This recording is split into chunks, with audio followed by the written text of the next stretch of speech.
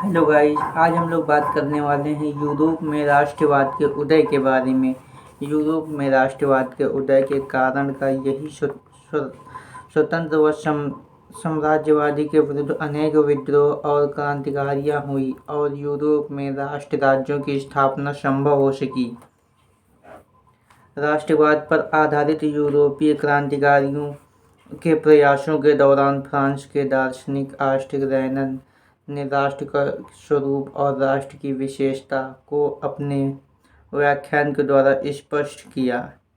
राष्ट्रवाद की सबसे पहली अभिव्यक्ति 1779 ईस्वी के फ्रांसीसी क्रांतिकारी में हुई। फ्रांस की इस क्रांति के मध्यम वर्ग की प्रमुख भूमिका थी। फ्रांसीसी क्रांतिकारियों ने राष्ट्रीय भावना के विकास हेतु ऐसे अनेक कदम उठाए जिनसे देशवासियों में एक सामूहिक पहचान की भावना का विकास हो सका। फ्रांस में नागरिक संहिता, जिसे नेपोलियन की संहिता के नाम से भी जाना जाता है, का निर्माण 1904 ईस्वी में हुआ। यूरोपीय महाद्वीप के कुलीन वर्ग ही सबसे अधिक शक्तिशाली सामाजिक वर्ग था। औद्योगिकीकरण के फलस्वरूप यूरोप में अनेक नवीन सामाजिक वर्गों का उदय हुआ।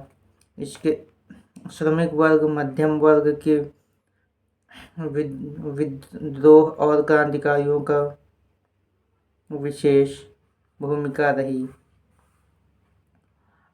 1815 ईस्वी में ब्रिटेन, रूस, ऑस्ट्रिया और प्रेशर जैसी वे शक्तियां जिन्होंने नेपोलियन को हराया था, उनके प्रतिनिधि यूरोप के लिए एक समझौता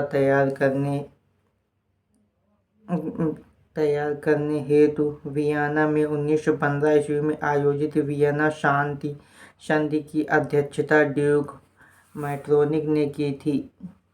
वियना कांग्रेस में हुई वियना संधि में फ्रांस को कमजोर करके तथा रूस और प्रूसिया, ऑस्ट्रिया आदि को शक्तिशाली बनाकर नेपोलियन द्वारा समाप्त किए गए राजतंत्रों को बहाल करने का प्रयास किया गया था।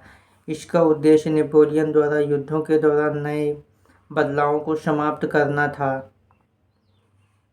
1815 ईस्वी के बाद वर्षों क्रांतिकारियों का प्रमुख उद्देश्य व राजनीतिक व्यवस्था का विरोध करना था जो वियना कांग्रेस के बाद सामने आई थी। इस समय अनेक क्रांतिकारी भूमिगत हो गए थे और उन्होंने अनेक गुप्त गठबंधन बना लिए थे।